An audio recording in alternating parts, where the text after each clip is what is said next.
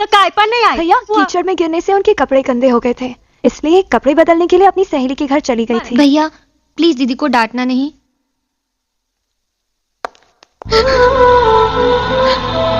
आशा,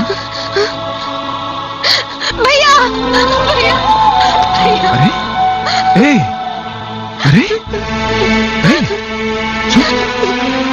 उठो। अरे रो क्यों नहीं है? सहेली के घर गई थी ना, तो क्या हुआ?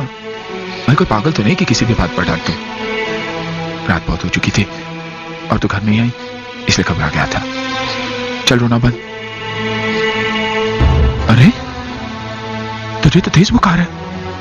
मैं अभी डॉक्टर को बुला कर आता हूँ। नहीं नहीं नहीं भैया नहीं, आप डॉक्टर के पास मत जाओ, मेरे पास बैठ जाओ। मैं बिल्कुल ठीक हो जाऊंगी भैया, मैं बिल्कुल ठीक हो जाऊंगी। हाँ हाँ हाँ, तू रोना मत।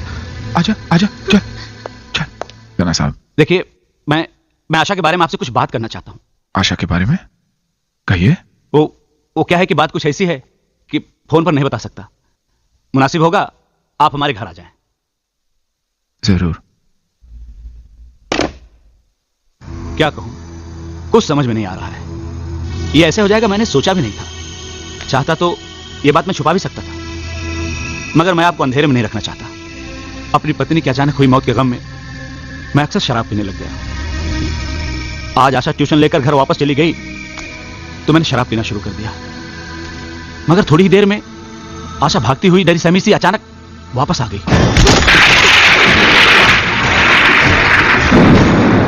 आशा, ये क्या हो गया तुम्हें? हाँ बोलो। वो कुछ गुंडे मेरे पीछे पड़े। मैं देखता हूँ।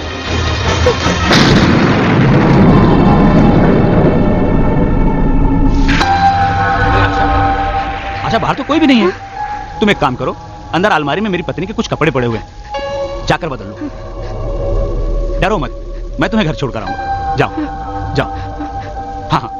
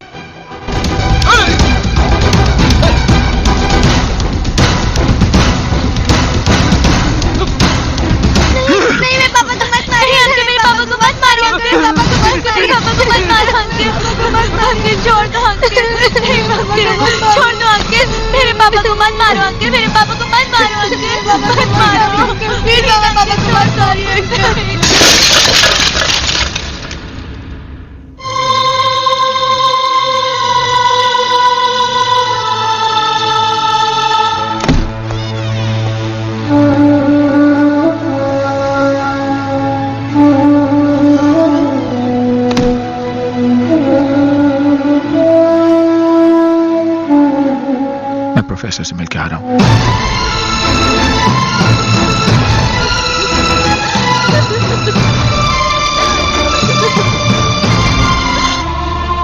मेरी परवरिश का है। आज महसूस हुआ कि भाई कभी मां बाप की जगह नहीं ले सकता और ना ही वो प्यार दे सकता है। आज अगर मां जिंदा होती तो कब की तेरी शादी हो चुकी होती, लेकिन मैं अच्छे रिश्तों की तलाश में बार बार तेरी शादी टालता रहा।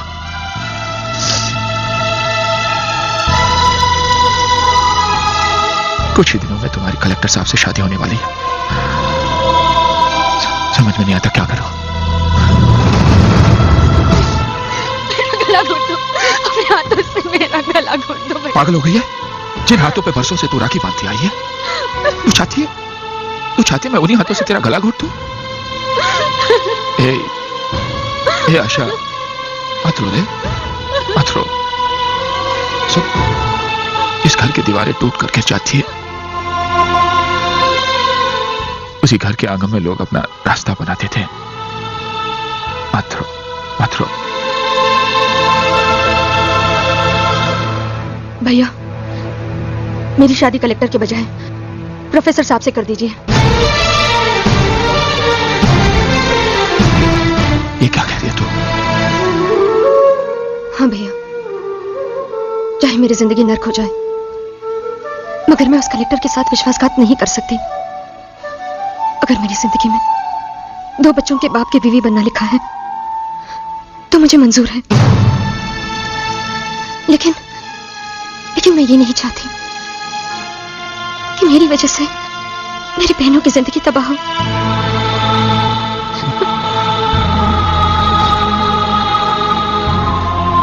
आज तक तुझे फख्र था कि मैं तेरा भाई हूं, लेकिन आज मुझे गर्व है कि तू मेरी बहन है। भगवान से यही दुआ करूंगा कि हर जन्म में तुझे मेरी बहन बना के भेजे। आशा, एक बात और, किसी को यह पता नहीं चलना चाहिए कि तेरी शादी प्रोफेसर के साथ क्यों हो रही है। लेकिन भैया, घर के लोगों को तो असलियत बतानी ही पड़ेगी। कुछ बातें ऐसी होती है जो इंसान को खुद से भी छुपानी पड़ती है। अगर किसी ने पूछा तो यह कहना कि यह मेरा फैसला है, तुम्हारे भाई का फैसला है। जिद्दी, घमंडी और हिटलर का खिताब तो दुनिया ने मुझे दे ही दिया है। बहनों ने भी अगर यह ताना दे दिया तो मैं बर्दाश्त कर लूंगा, लेकिन अगर तुम पे कोई उंगली उठाए, यह मैं बर्दाश्त नहीं कर पाऊंगा। भैया, मत रो। भैया, ये सब मैं क्या सुन रही हूँ? क्या हो रहा है? क्या गुनाह है आशा दीदी का, जिसकी वजह से आप उनकी शादी कलेक्टर से ना करके 2 बच्चों के बाप से कर रहे हैं? आपने तो कहा था कि अपनी बहन की शादी इतनी धूमधाम से करेंगे कि सारा शहर देखेगा। सारा शहर तो देखेगा भैया, लेकिन आशा दीदी की डोली नहीं, उनकी अर्थी उठते हुए देखेगा। आप दीदी के लिए शादी का जोड़ा नहीं लाए हैं, कफन लाए हैं, कफन। कल जब वो आपके सामने आएगी तो ऐसा लगेगा जैसे एक जिंदा लाश आ रही है। कल और आज के बीच में ऐसा क्या हो गया जो दीदी से सौतेला सलूक करने लगे? दीदी कोई गाय बकरी नहीं जिसे किसी भी खूंटे से बांध दिया जाए। आशा दीदी ने भले ही डरकर आपके सामने सर झुका लिया हो, लेकिन आप ये बात ध्यान से सुन लीजिए, हम ये शादी हरगिज़ नहीं होने देंगे। Shut up! इस घर में फैसला करने का हक सिर्फ मुझे है, या वही होगा जो मैं चाहूंगा। तुम्हारी तुम्हारी तुम्हारी तुम सबकी शादी वही होगी जहां मैं तय करूंगा। आशा की शादी में अगर आना हो तो आ जाना, और अगर नहीं आना हो तो मत आना। आप भाई नहीं, वो कसाई है जो बकरी के बच्चे को दाना पानी खिलाकर बड़ा करता है, और एक दिन गोश्त की माला माँ इतना ही बेडरूम में। सीमा, प्रिया, अनु,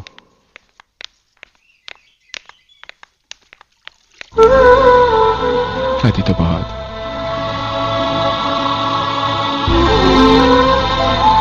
विदाई के वक्त तो हर लड़की रोती है, लेकिन आशा इसलिए रो रही थी कि तुम लोग क्यों नहीं आए। खैर, मैंने तो समझा दिया।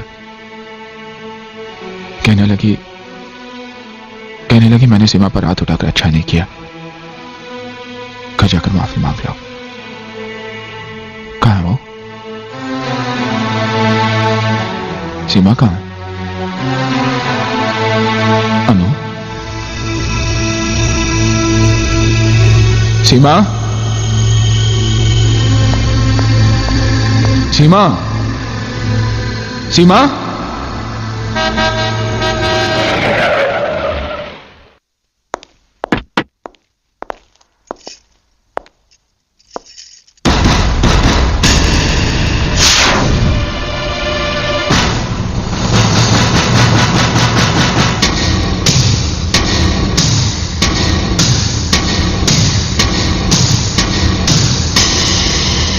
मैंने तुझसे कहा था ना करण कि एक दिन तेरी बहन से शादी करके रहूंगा।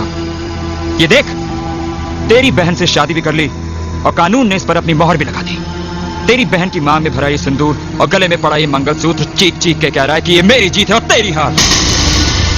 और हाँ, आज के बाद अपना सिर उठाकर नहीं झुकाकर बात करना, क्योंकि रिश्ते में मैं तेरा जीजा और तू मेरा साला है। साला।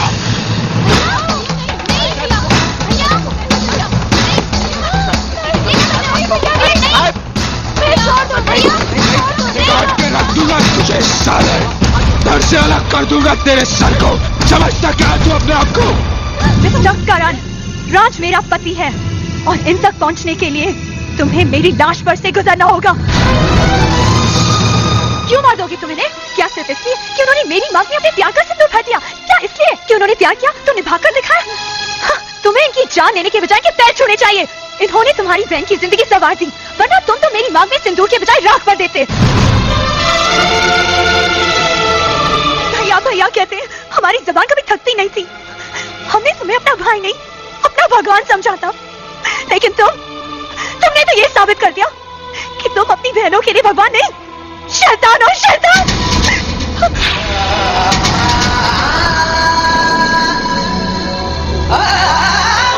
जीती रहो बेटी। आओ आओ बेटी, आओ बेटी। वहीं रुक जाओ।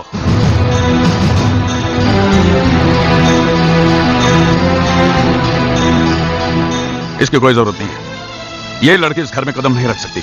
ये क्या कह रहे हैं आप? पापा, ये आपकी बहू है। इससे पहले हमारा एक रिश्ता है, बाप और बेटे का रिश्ता। तू इतनी जल्दी कैसे भूल गया कि इसके भाई ने तुम्हारे साथ क्या सुलूक किया था? ये शादी करते वक्त तुम्हें ये याद नहीं रहा कि इसके भाई ने तेरे घर में घुसकर तेरे बाप के मुंह पर तमाचा मारा था? क्या तेरी नजरों में तेरा प्यार तेरे बाप की गैरत से बढ़कर है? लेकिन पापा, इसमें सीमा का क्या दोष है? भूल जाइए इन बातों को और सीमा को अपनी बहू स्वीकार कर लीजिए। खामोश! इन दोनों की सफाई में बोलकर तू भी अपना रास्ता बना रही है, लेकिन याद रखना, ना मैं इस लड़की को अपनी बहू स्वीकार करूंगा, ना ही उस करण को अपना दामाद। चली जाओ यहां से, चली जाओ अपने उस सरफिरे भाई के पास। मैं अपने भाई का घर हमेशा के लिए छोड़कर इस घर में आई। मेरा घर कोई धर्मशाला नहीं है, चली जाओ यहां से।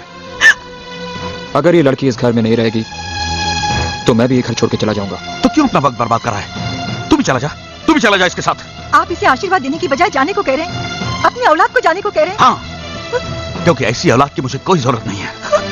अंदर चलो, अंदर चल। मगर मेरी अंदर आ जा, चलो अंदर।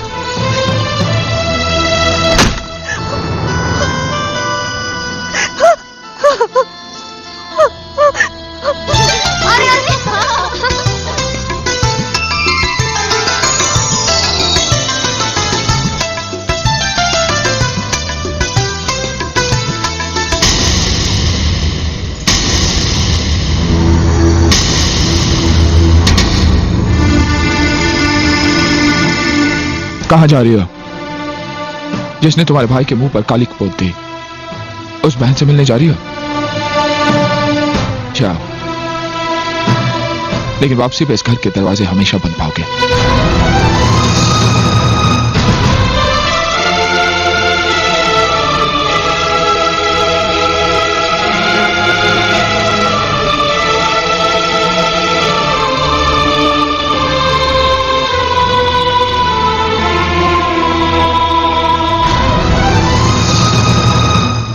उसको मार देना। वाह वाह वाह, इसे कहते हैं घर। इस घर के सामने ये घर, इसे कहते हैं खुली आंख में मसाला डालना। आज से राज और मेरी सीमा भाभी यहीं रहेंगे, यहीं रहेंगे। अरे क्या हुआ? रो क्यों रही हो? समझ गया। अरे ये कैसे पड़ोसी हैं जो ये देखने भी नहीं आए कि इस घर में रहने कौन आया है। हाँ, लेकिन हम भी ऐसे पड़ोसी की परवाह नहीं करेंगे। हाँ, अरे ऐसे पड़ोसी की परवाह करता कौन है? और नहीं तो क्या। भाभी, आपकी आंखों से गंगा जमुना क्यों बह रही है? ये तो खुशी के आंसू हैं। बिल्कुल सही फरमाया आपने, क्योंकि आज की तारीख में हमारी बेगम साहिबा अपनी भाई की जेल से रिहा हो गई।